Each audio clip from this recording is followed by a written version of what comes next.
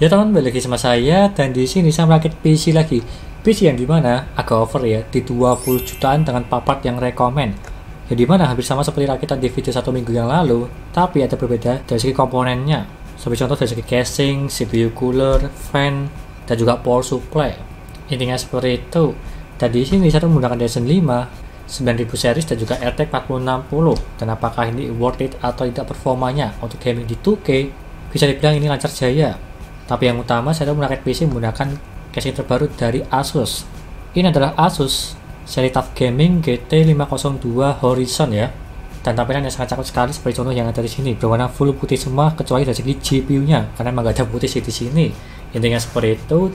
Dan sebelum saya jelaskan spek yang ada di sini dan juga mereviewnya, jangan lupa klik subscribe di pojokan bawah tuh ya. Tinggal diklik seperti itu. Lanjut yang pertama di sini saya menggunakan Ryzen 5 9600X yang dimana tersebut memiliki 6 core 12 thread dan di harga 5 juta untuk ini. Jadi mana bisa dibilang saingannya Intel Core Ultra 5. Dan juga next time saya akan membuat perbandingan ya antara Ryzen 5 9600X dan juga Intel Core Ultra 5 seri 245K lebih bagusan yang mana di harga yang kurang lebih sama untuk yang ada di sini. Dan juga prosesornya saya tancapkan di bagian dalam sini. Dan apakah kencang atau tidak? Dan apalagi hemat daya sih untuk ini ya, cuma di 88 watt aja dari segi maksimalnya kalau saya tes di gaming dan juga di render.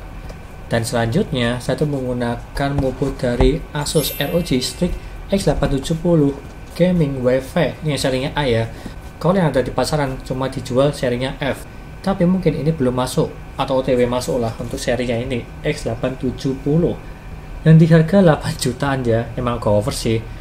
Tapi kalau bisa lebih pengen murah, saya akan cari harga di bawah 5 juta juga bisa. Di harga 3, 4, maupun 5, itu bebas untuk kalian. Tapi kalau pengen lebih tampilan bagus dan juga banyak fiturnya, ini sih, apalagi ini serinya ROG dari Asus, tampilannya sangat keren sekali. Dan juga banyak fiturnya lah. Untuk ini motherboardnya, itu. Dan selanjutnya, saya tuh menggunakan RAM dari Cleve. Ini adalah serinya Fit 5, 2x16GB, 32GB di kecepatan 6000 MHz. Di harga sekitar 1,6 juta lah untuk ini. Dan juga tampilan yang berwarna putih seperti penampakan di bagian dalam sini ya, keren sih, menyesuaikan temanya lah dari segi mobunya putih, fan putih, CPU cooler maupun casingnya. Dan selanjutnya saya menggunakan ini Asus RTX 4060. Ini berwarna hitam ya, bukan berwarna putih, meskipun ada serinya juga yang berwarna putih. Untuk yang ini di harga 5 jutaan lah dari segi harga barunya. Dan juga penampakannya di bagian dalam sini berwarna hitam dan juga membutuhkan 8 pin power. Dan apalagi ini hemat daya dari segi tes gaming maupun yang lainnya, kita lihat nanti di akhir video. Dan selanjutnya saya tuh menggunakan SSD dari tim EX2 SSD 1TB ya. Ini sebagai contoh aja karena cuma ada ini aja di sini sebagai uji coba lah di harga 900.000. Tapi lebih baik carilah yang SSD NVMe Gen 4 di harga 900.000 ada, 800.000 juga ada. Itu lebih rekomen dari mereknya Cleve, Adata, Tim maupun yang lainnya lah, itu bebas di harga 800 sampai di 900.000. Karena harga SSD NVMe pada turun-turunnya untuk saat ini, jadi lebih rekomen menggunakan itu. Ini sebagai contoh aja ya, karena yang ada cuma ini aja di sini. Dan selanjutnya saya tuh menggunakan ini CPU cooler dari Thermaltake Frozen Magic 360 Scenic yang berwarna full putih semua kecuali dari segi RGB di bagian pumpnya supaya lebih elegan lah, ada RGB nya juga. Tapi dari segi fan-nya itu berwarna putih dan juga dia itu kencang fan-nya. Serta di bagian selang-selang ini udah ada karbonnya, itu bagus supaya lebih awet lah. Dan juga dia itu di harga 1,3 juta. Udah jarang banget yang menjual ini serinya karena emang udah agak lama sekali, sekitar 1 tahun lebih lah untuk seri ini. Intinya seperti itu. Kalau misal minat ya silahkan DM aja aku ya untuk ini CPU coolernya. Dan seperti penampakannya 360 mm triple fan di bagian atas ya, supaya lebih bagus lah penampilannya. Dan juga untuk bandingkan Ryzen 5 9600X apakah bisa atau tidak, lihat aja nanti di akhir video. Dan selanjutnya saya menggunakan ini power supply dari Secotep, serinya adalah GM650W AP yang berwarna putih, kabelnya 80 plus gold. Kalau nggak salah ini di harga 1,3 jutaan lah, yang dimana tersebut untuk mengangkat Ryzen 5 9000 series dan juga RTX 4060 sudah lebih dari cukup karena full load yang nggak sampai di 300W kalau nggak salah, lihat aja nanti di akhir video. Dan juga ini power supply yang penampakan di bagian belakang sini tidak kelihatan dari segi tipe casingnya, tapi nggak masalah sih. Dan juga ini udah rekomen juga menggunakan ini di harga terjangkau di 1 jutaan. Dan selanjutnya saya tuh menggunakan casing dari Asus TUF Gaming GT502 Horizon, yang dimana tersebut di harga agak over ya, di 2,5 juta. Tapi kalau misalnya pengen ganti case yang lain di harga 1 juta atau di bawahnya, ya bisa menghemat 1,5 juta lah, up to sampai segitu. Tapi kalau yang ada di sini, saya mencoba merakit menggunakan ini, yang dimana tampilannya sangat keren sekali dan juga banyak fiturnya lah.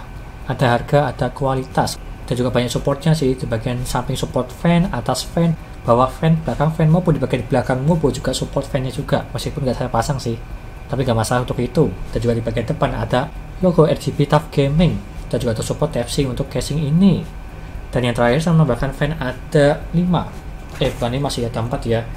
Fan dari Aussie Boost Gamma F12 Watt, di bagian samping 3, belakang 1, yang di totalnya tersebut ada 4. Jadi harga yang di 140.000 untuk ini, yang dimana segi tampilannya berwarna full putih semua tanpa ada LED sama sekali, sesuai temanya lah seperti yang ada di sini, tanpa LED kecuali dari segi CP coolernya sih.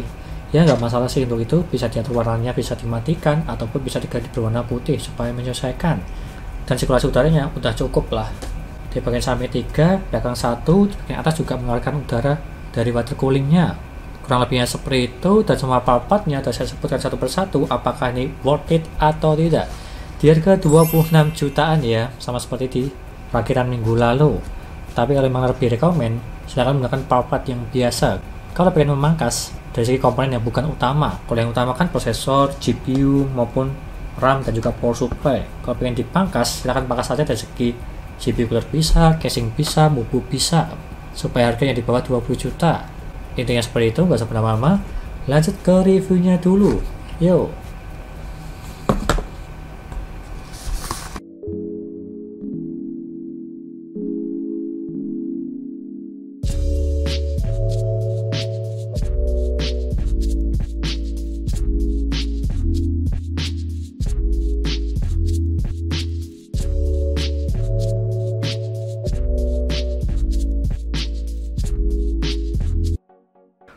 Lanjut yang pertama, dari segi pengujian suhunya menggunakan thermal rack Frozen Magic 360 untuk mendinginkan Ryzen 5 9600X, yang dimana minimalnya mendapatkan di 44 derajat dan juga maksimalnya di 80 derajat. Terbilang ini dingin semua. Untuk minimalnya cuma diam aja di desktop tidak ngapa-ngapain, dia mentok paling bawah di 44 derajat, dan juga maksimalnya saya tes di Cinebench dan dia mentok paling tinggi cuma di 80 derajat. Ini pun juga masih bagus, masih dingin lah untuk yang ini. Dan lanjut ke gaming. Yang pertama GTA 5, settingan 1440p dan juga settingan very high, dia tuh mendapatkan di 170 fps. Terbilang ini lancar jaya, yang dimana di settingan rata kanan mendapatkan di atas 150 fps. Dan apalagi ini di game GTA Roleplay juga masih aman lah di settingan 2K dan juga settingan rata kanan. Dan lanjut ke RDR2, settingan 1440p dan juga settingan high mendapatkan di 78 fps. Bisa dibilang ini settingan paling aman di settingan high, mendapatkan di atas 60 fps. Dan kalau semisal di settingan ultra juga masih bisa lah, tapi mendapatkan di bawah 60 fps. Jadi bisa dibilang kurang nyaman sedikit, tapi tergantung kalian bisa di settingan high maupun di settingan ultra. Lanjut ke Assassin's Creed Valhalla, settingan 1440p dan juga settingan ultra high, dia tuh mendapatkan di 74 fps. Ini pun juga aman. Settingan rata kanan mendapatkan di atas 60 fps di gamenya Assassin's Creed Valhalla. Ini lancar jaya. Lanjut ke Black Myth Wukong, settingan 1440p dan juga settingan medium, dia tuh mendapatkan di 87 fps. Ini pun juga settingan paling aman dan juga aman lah di atas 60 fps. Meskipun di settingan high juga bisa mendapatkan di kurang lebih 60 fps, apalagi di settingan ultra dia itu masih kurang lah untuk yang ini. Kecuali di resolusi 1080p atau di Full HD, dia masih bisa di settingan rata kanan.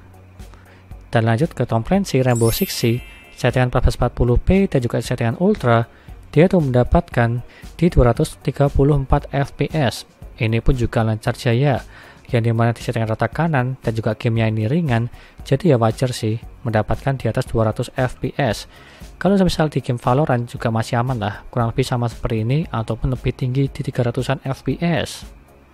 Dan lanjut ke Shadow of the Tomb Raider, settingan 1440p dan juga settingan ultra, dia tuh mendapatkan di 91 fps.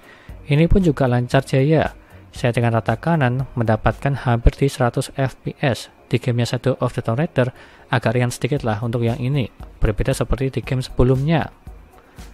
Dan lanjut ke Far Cry 6, settingan 1440p dan juga settingan Ultra, dia tuh mendapatkan di 80 fps.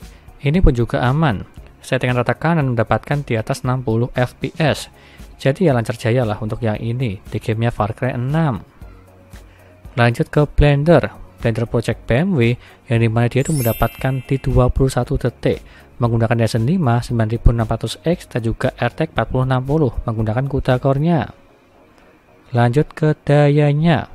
Untuk yang ada di sini minimal mendapatkan di 71 watt. Dalam posisi tidak ngapa-ngapain di desktop diam aja, dia mentok paling bawah di 71 watt terbilang agak boros ya, tapi ya wajar sih menggunakan spek yang ada di sini. Dan apalagi maksimal yang mendapatkan di 272 watt. Ini pun bisa dibilang boros, bisa dibilang tidak. Tapi kalau aku pribadi tidak lah, karena masih di bawah 300 watt. Apalagi menggunakan Ryzen 5 yang hemat daya juga di seri Ryzen 9000 series, serta menggunakan RTX 4060 yang terkenal hemat daya. Jadi power supply-nya dia itu aman, 650 watt sudah lebih dari cukup. Kurang lebihnya seperti itu. Dan lanjut ke kesimpulannya. Untuk yang ada di sini di harga 20 jutaan, apakah worth it atau tidak? Kalau aku pribadi terbilang kurang worth it sih, tapi ya tergantung papat yang kalian pakai. Bisa pakai yang serinya high end atau tidak. Kalau misal pengen lebih murah di bawah 20 juta, bisa mengganti dari segi casingnya, CPU cooler, motherboard, dari ketiga komponen itu aja. Bisa pakai serinya biasa atau menengah, itu udah lebih dari cukup. Harga di bawah 20 juta. Tapi kalau yang ada di sini menggunakan Asus ROG, dari segi mobonya dan juga menggunakan Asus TUF Gaming, produk terbaru dari Asus, ya wajar lah harga di atas 20 jutaan. Tapi dari segi estetika dan juga tampilan ini keren. Intinya seperti itu, dan semua listnya ada di sini. Dan juga semua linknya ada di deskripsi. Silahkan beli aja jika lo berminat untuk part yang ada di sini semua. Menggunakan Ryzen 5 9600X dan juga RTX 4060. Sekian dari saya, jangan lupa like dan subscribe. Dan nantikan video lainnya mengenai rakit PC Intel maupun AMD gaming maupun editing. Dan juga jangan lupa share ke teman-teman kalian yang mau rakit PC, tinggal DM aja. Terima kasih sudah menonton.